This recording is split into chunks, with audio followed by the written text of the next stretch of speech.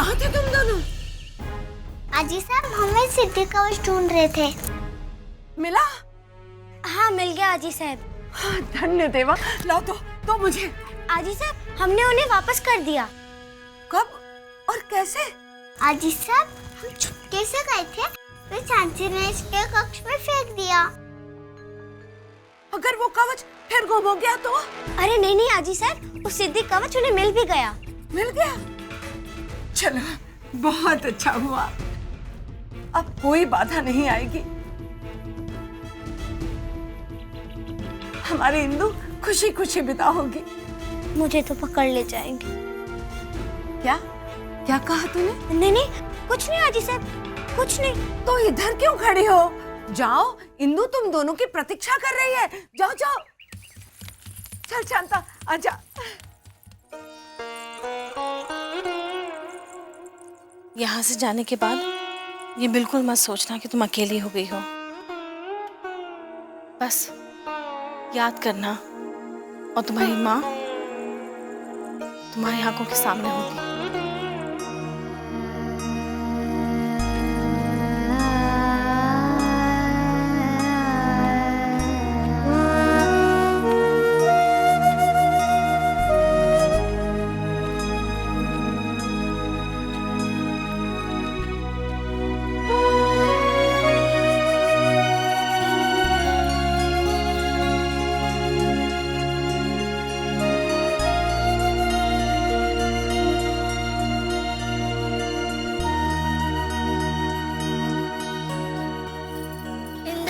मनु दीदी दोनों चले जाएंगे और मैं अकेली रह जाऊंगी। मनु कहाँ जा रही है? मनु कहीं नहीं जाएगी। उसकी जाने में अभी समय है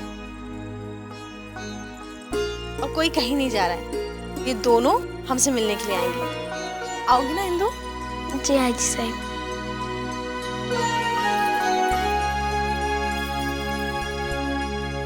चलो प्राची, मैं तुम्हें तैयार कर दूं। हम सीधे तुम सबसे दूर जा रहे हैं, तो ये शायद हमारा आखिरी मिलन होगा।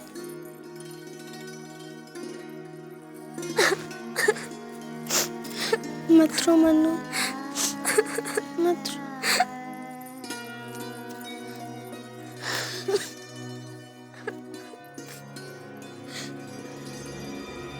ये हमारी नई दासी है।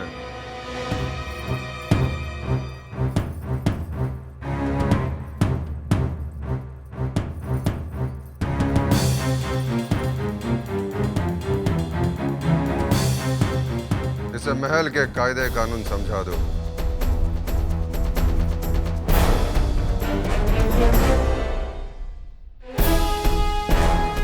जोर से।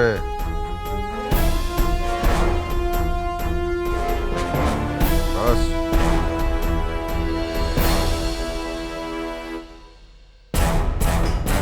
अब हमारे चरण धो।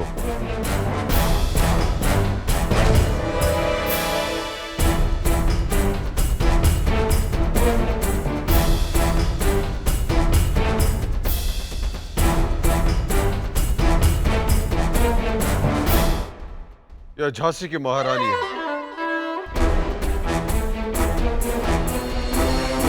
इनके भी चरण धो। नहीं,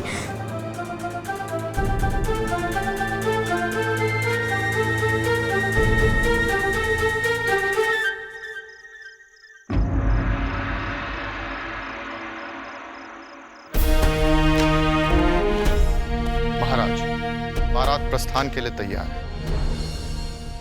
आपकी प्रतीक्षा हो रही है।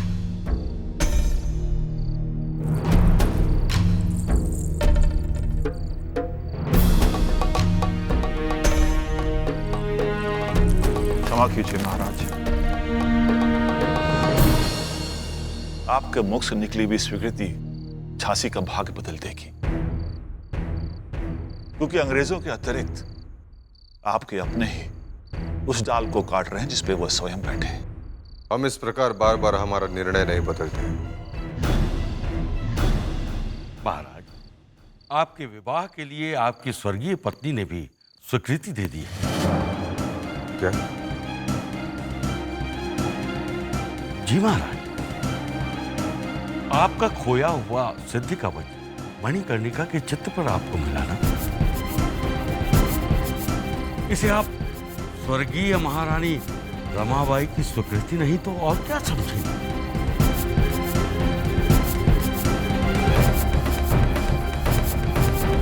जी महाराज।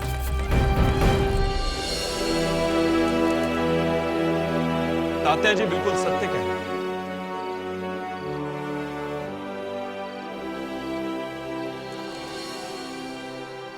तात्या जी का एक एक शब्द माला में मणि के समान गुथा हुआ है। विवाह के लिए आपकी अनुमति बुंदेलखंड के उज्जवल भविष्य का द्योतक है। आप इस मित्र की बात मान लीजिए महाराज। शामक जी, आप भी? देखिए महाराज, अब कुछ मत कहिए। मैं स्वयं पेशवा महाराज से इस संबंध में बात करूंगा।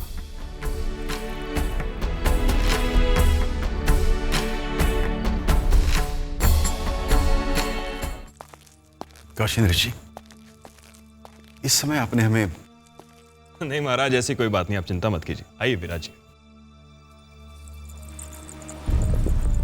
महाराज, इस शुभ अवसर पर एक विचार मन में आया, सोचा आपसे चर्चा कर ले।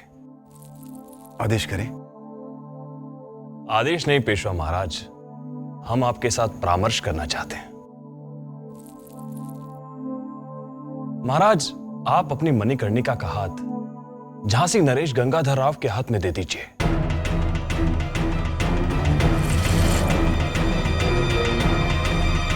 कहिए कैसा विचार है?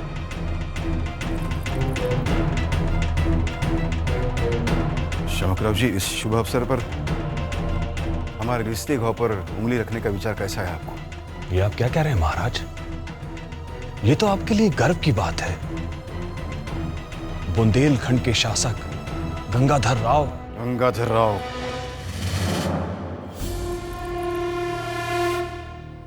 उनके पिता और स्वर्गीय भाई ने जो मेरे साथ किया है, संभवतः आप उससे परिचित नहीं हैं।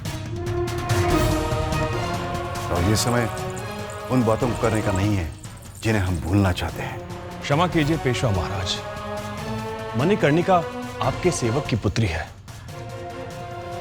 इस विवाह से उसका भाग्य उदय हो जाएगा। भाग्य? शामकराव जी, इसका अर्थ यह है कि आप हमारी मनु को बिल्कुल नहीं जानते। मनु अपना भाग्य स्वयं लिखने की क्षमता रखती है। उसके नजर में ये राजपाट, धन दौलत सब कुछ तुच्छ है। जिसके हृदय में फिरंगियों के अत्याचार के विरुद्ध आग धधक रही हो और आंखों में संपूर्ण हिंदुस्तान को एक राष्ट्र के रूप में देखने का सपना हिलोरे ले रहा हो, वो कन्या कोई सामान्य कन्या नहीं है। शामकराव जी, शामकराव जी, हमारी मनु इतिहास रचेगी, इतिहास। क्षमा कीजिएगा शामकराव जी, गंगाधर राव आपके मित्र अवश्य हैं, परंतु हम अपनी छबीली का हाथ किसी ऐसे व्यक्ति के हाथ में नहीं देना चाहते जो हमारी बुंदेलखंड की आबरू को मिट्टी में मिलाकर ईर्ष्याओं के ठुमकों में व्यस्त रहता।